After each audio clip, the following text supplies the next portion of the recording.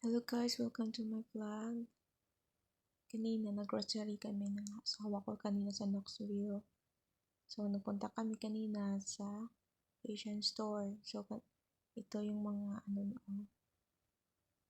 mga price ng mga gulay.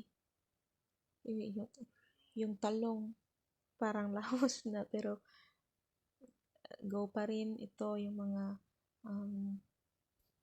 cabbage. Tapos ito merong kalabasa. Yung kalabasa, yung presyo ito. Wow. $2. May langka pa. May kapayas. Rabanos. Ito yung munggo, $2.09.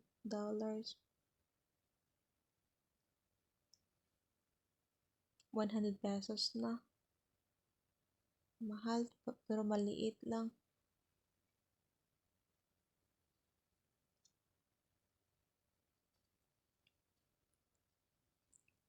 Ito din, yung kanton, nakita ko sa wakas.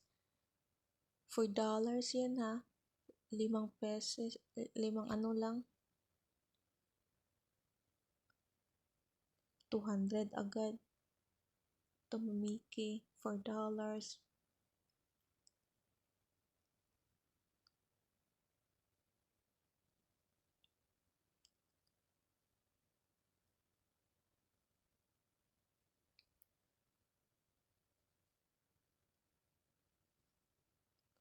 Nabili lang kami yan kasi 45 minutes pa ang biyahe papunta sa amin. So, magbabiyahe pa.